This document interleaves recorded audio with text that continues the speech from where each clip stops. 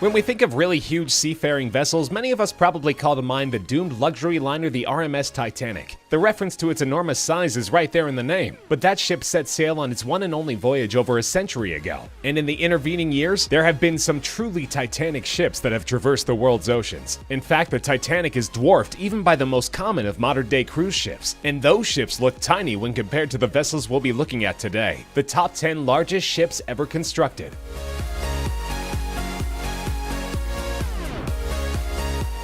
For reference, a ship's size is measured using a specific set of specifications. Of course, these generally include length and width, often referred to as beam, but also taken into consideration is tonnage, which can be measured in several different ways and is not always a measurement of the ship's actual weight. For our purposes here, we'll be looking mainly at gross tonnage, which is a standard measurement and related to the overall interior volume of the ship. By way of comparison, the mighty Titanic measured 882 feet long by 92 feet wide, with a gross tonnage of 46,328 tons. Impressive, but not even close to the specifications of the first and smallest ship on our list, the MS Vale Brazil. Owned by the Brazilian firm Vale, the ship is the largest bulk carrier in the world. Construction on the vessel was completed in 2011, and it was designed for transporting iron ore from Brazil to Asia. Capable of hauling enough steel at one time to construct 3 Golden Gate bridges, the MS Vale is 1,188 feet long and has a width or beam of 213 feet, with a gross tonnage rating, or GRT, of an astonishing 198,980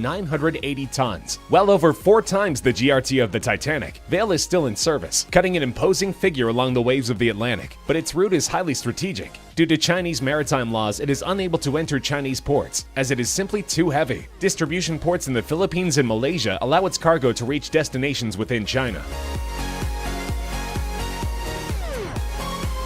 When it first entered service in 1975, the Jarmada was among the very largest ocean-going vessels in the world. An oil tanker with routes crisscrossing the globe, the Jarmada sailed the world's oceans for 32 years before finally being retired in 2008. It's currently in use purely as a storage tanker, but during its 3 decades of service, it supplied crude oil to ports all around the world. Some of Jarmada's specifications are no longer a matter of record, but the enormous ship sported a length of 1,225 feet and was capable of carrying massive amounts of cargo to the tune of 380,000 tons. Its top speed of 16 knots was quite impressive when it first set sail, making it not only one of the biggest ships in the world in the mid-1970s, but also one of the most powerful. It may have an inglorious use today, but with its faithful service record and incredible specifications, Jarmada is still remembered as one of the most impressive tankers to ever sail the seas.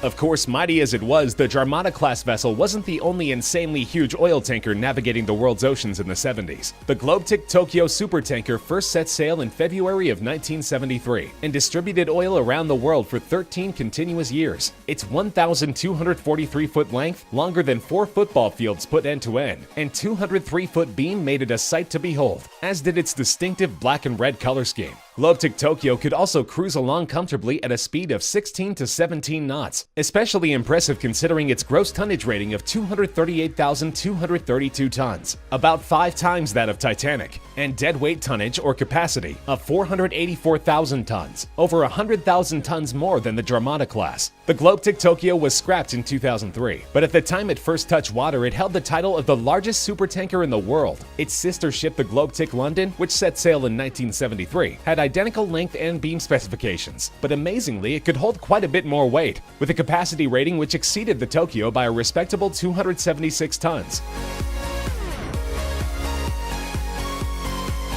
The TI class of supertankers, constructed by shipbuilder Tanker International LLC, may not technically be the longest or largest ships in the world in terms of sheer size, but when it comes to gross tonnage, they rule supreme. There are 4 currently in various types of service around the world: the TI Africa, TI Asia, TI Europe, and TI Oceania, although 2 are currently being used as moored storage vessels. Their massive GRT of 234,006 tons is currently tops among active vessels, and on top of that, they are among the most aesthetically pleasing oil tankers ever built. The TI class 16 to 18 knot top speed goes a long way toward maximizing its earning capacity, but its eye-popping size also means that there are some waterways which it simply cannot navigate. For example, the Panama Canal is off limits, as the ship is too wide to fit through its recently built locks, and when fully loaded, the Suez Canal is a no-go as well, but the vessels are also notable for their wealth of high-tech features and sensible dual-hull design, which minimizes the chance of a catastrophic oil spill in the event of a hull breach. The TI class checks in with a length of 1,243 feet and a beam of 223 feet.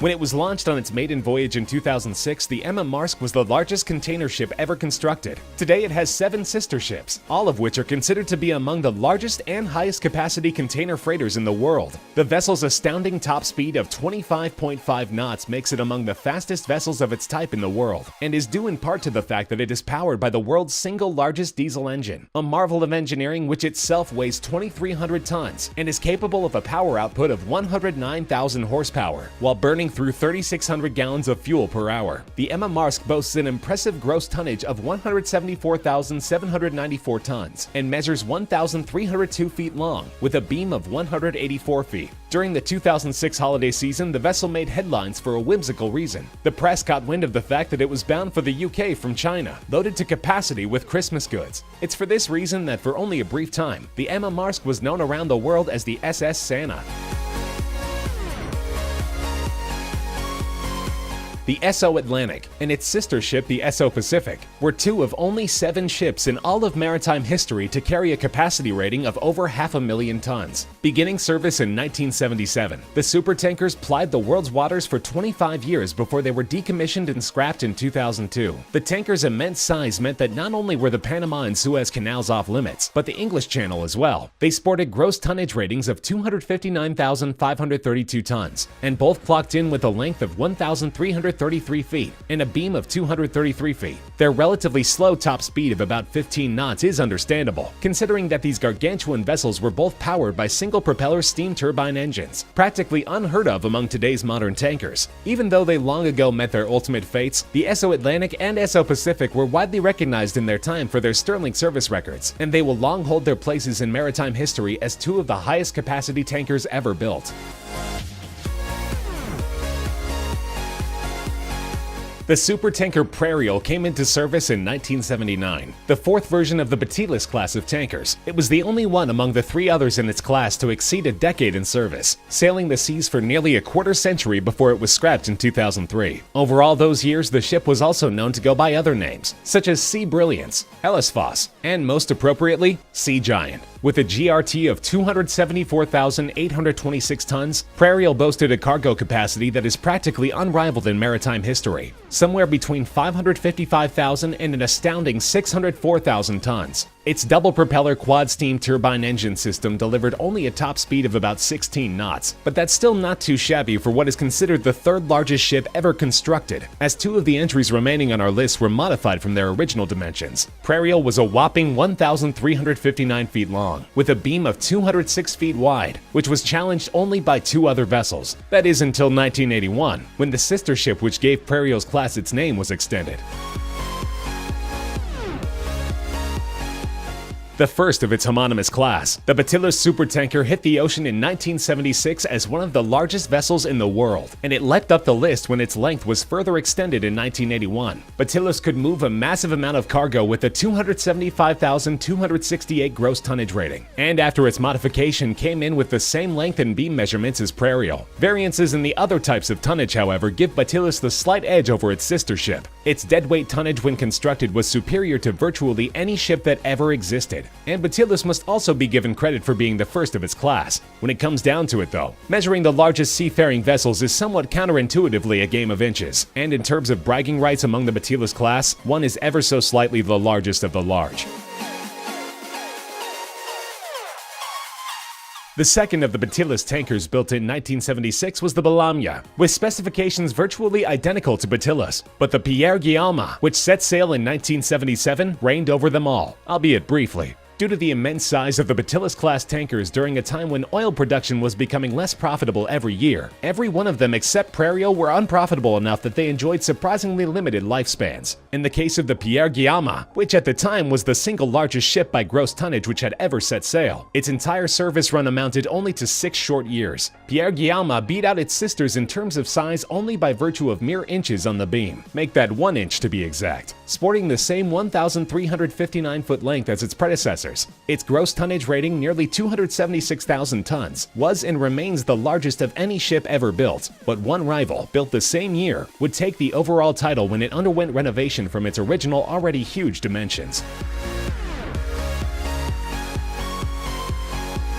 The supertanker Seawise Giant has a colorful history befitting the all-time size champion of ocean-going vessels. The ship was contracted in 1979 by a Greek business mogul, who for reasons that remain unclear refused to take delivery. And as you might imagine, it took a while to find a replacement buyer with pockets deep enough to even begin negotiations. Eventually, the gigantic ship was sold to the owner of a Hong Kong firm, who inexplicably decided that it needed to be even larger. After a retrofit that lengthened and widened it considerably, and increased its capacity by 140,000 tons, the ship clocked in at a ridiculous 1,504 feet in length, smashing the Batylus class by nearly half the length of a football field. Its beam rating of 225 feet was also by far the largest ever, with a respectable gross tonnage rating of 260,941 tons. Seawise Giant was put into service transporting crude oil between the US and the Middle East, and it was in the performance of that duty in 1988 that the tanker came under attack by Iraqi bombers and was sunk. Incredibly, even though it was declared a complete loss, it only took a year for a Norwegian company to salvage it, not for scrap but for repair.